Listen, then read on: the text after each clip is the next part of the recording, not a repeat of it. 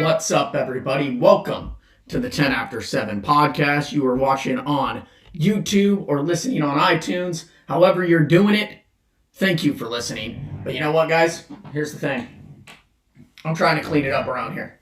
We're making progress. Behind me now, I got some bobbleheads. Let me introduce you to Babe Ruth. You heard of him? Legend.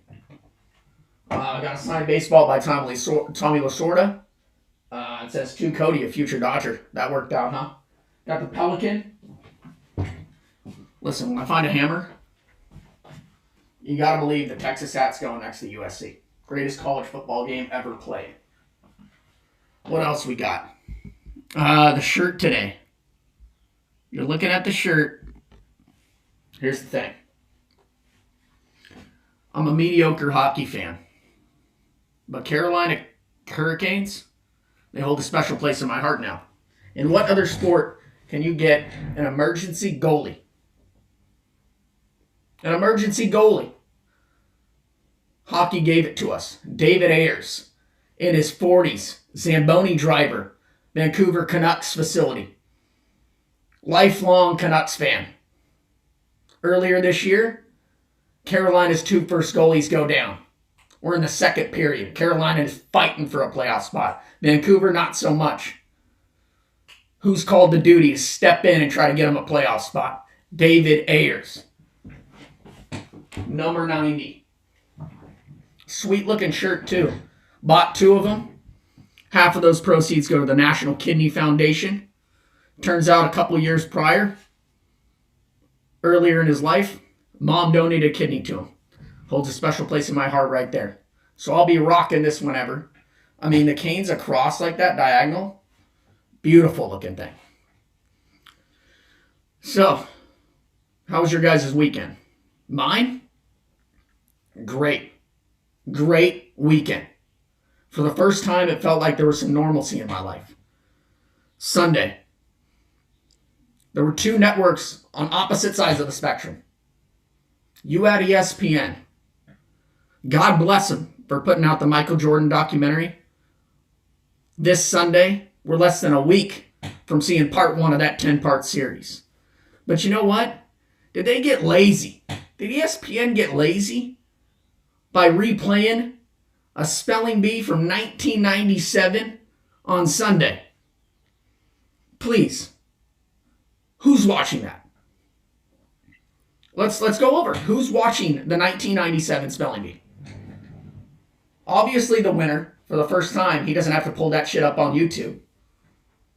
And hopefully he's quarantined with a chick that's still trying to get to know him. And that's a big flex. Throwing on the ESPN and saying, hey, look who's on the screen. And it's your spelling bee from 23 years earlier.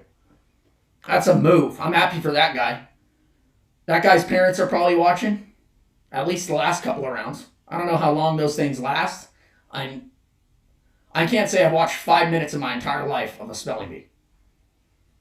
So that was ESPN on Sunday. But you know who did it right? CBS crushed it. You remember last year, you know where you were.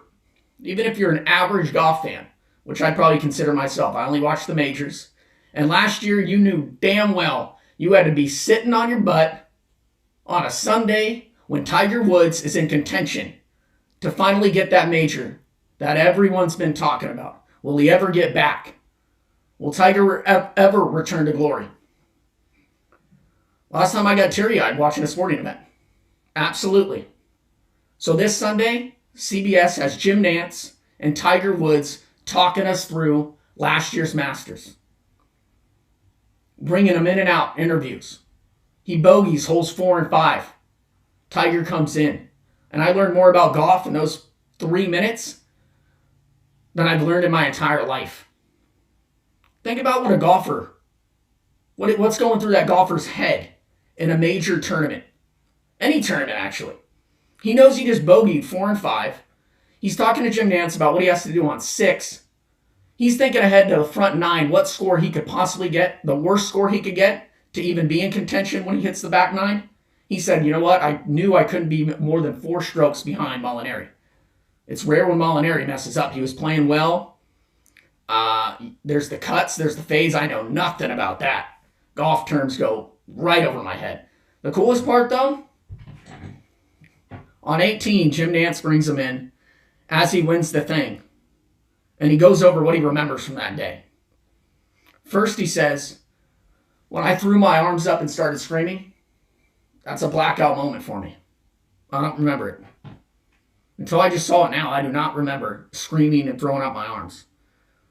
Which you can believe that. It was wild, wild scene on 18 at Augusta. And then he says he does remember going over to Molinari, Tony Finau, shaking their hands, congratulating them. And then he goes to his caddy, the coolest part. His caddy, Joey LaCava, I think I pronounce it, not sure. He was also the caddy for Freddie Couples in 1992 when he won the Masters. But he gives Joey a huge hug, pushes him, says, we did it. We did it. Joey pushes him back. You can see how fired up Tiger is in that moment. And he says, that moment meant so much to me. Because I can't tell you the number of times I told Joey to walk away. Go caddy for another younger golfer. Do it. I don't think I can do this anymore. I'm not sure I'm ever going to golf again. He says he remembers Joey driving him to his daughter's soccer practice because he couldn't drive. His back was so bad. This guy hit the rock bottom. You even remember the day when the news came out about his accident on Thanksgiving. And then all those stories started to pour out. When he got a DUI, couldn't even speak because he was on pain medication. The comeback story of Tiger Woods is one of the best stories, if not the best story, that we've gotten to witness in sports. And then when he walks up, Jim Nantz asks him, what does that mean to you? We have your kid there, Charlie, waiting for you. Charlie jumps in his arms, and I didn't think I'd get the same feelings as I had last year. But I don't know how you don't get goosebumps. Charlie jumps into his arms, and he just talks about how hard he squeezed him. The hardest he's ever squeezed him. Then he hugs his daughter. Then he talks about his mom. Because the shot last year was him hugging his dad years earlier when he won the Masters. And we know how tough that was on him when he lost his dad. But he goes to his mom and he says, my mom, people talk about my dad and our hug that we shared. He goes, my mom was at that tournament. And for her to be there 22 years later with my children to witness it, I couldn't ask for anything better. And they show that walk. He's still walking up. He has buddies, and his buddies are screaming. One buddy hugs him and just screams out. Can you imagine one of your friends winning the Masters? Think about how fired up you'd be. All the stuff comes with Tiger. But think about just you. In that moment, think about if your friend was on Sunday at the Masters, knocks in the winning putt. How nuts would you go? And then all the rest of the golfers, Dustin Johnson, Bubba Watson, meeting him at the doors. He's shaking their hands. These guys looked up to him for years. And he said how special that was because they saw him at his worst. They saw him when he didn't know if he could golf anymore. And to have CBS, have Jim Nantz and Tiger walking us through what happened last year, terrific. I think a lot of other networks need to follow suit. I know ABC was playing the NBA Finals, Game 7, when LeBron James took out the Golden State Warriors. Fox was playing the Super Bowl when the Patriots were looking to go undefeated against the Giants. Why couldn't you have Tom Brady do the same exact thing? Or Eli Manning? Because yes, Eli Manning connected with David Tyree and then Plaxico Burress, and the Patriots lost. And if you were rooting for the Patriots at that time, I don't want to be your friend. But that's what sports needs to do right now. That's the coolest thing. Have one of these guys from those classic games go on with a broadcaster. Could be from a remote location, just how it was, and just talk us through it. You'll learn so much that you didn't even think existed. What was going through Eli Manning's head when he lobbed that ball up in the air and David Tyree somehow caught it on the back of his helmet? So CBS wins the weekend. And normalcy for me, it was normalcy because I watched the front nine. Took a nap. Woke up when Tiger was on 15. And I had the Masters nap down. Falling asleep during the Masters is a tradition unlike any other. And I was able to do that yesterday. I was so tired I didn't think I'd get up. But when I woke up when he was on 15, I was like, man, I'm a legend. I pulled that off. I am the Michael Jordan of naps when it comes to sports. I'll fall asleep in a third inning game, wake up in the ninth, and catch a walk-off homer. I just do it. That's talent, folks. That's stepping up to the plate when your name is called. So that was my weekend. Hope you guys had a wonderful one. Had a little bit of normalcy. Next weekend, we got the Jordan doc. That's what we can look forward to. Other things, the NBA. Listen, I said if there's any sport and commissioner that we need to follow to see when this quarantine ends and when sports come back, it's Adam Silver in the NBA. So they said they're not going to talk about anything until May. Well, there is a program in place that they're talking about if it is green-lighted by medical officials. So it's a 25-day program before they resume play, getting back to games. That would start with an 11-day stretch of individual workouts so the players can maintain social distancing while ramping up activity and training. 11 days. Then, if permitted by medical officials, it would allow them to do a 2-week training camp with the entire teams together. 25-day program. And if you're listening to what these players are saying during this quarantine, a lot of these NBA players don't have basketball courts, which is probably the most mind-blowing thing that I've heard. I heard Kevin Durant, who, he's rehabbing an injury, but he's saying he hasn't picked up a basketball and he can't even remember. Gordon Hayward said he doesn't have access to a basketball court. I mean, these guys do have training facilities that they could go to and from anytime they want during regular circumstances. But you would think, right, that an NBA player has a basketball court somewhere in their house, outside their house. We know all the parks are shut down, so really they can't do that. But it's crazy to think these guys haven't picked up a basketball. And that sport is one that will hurt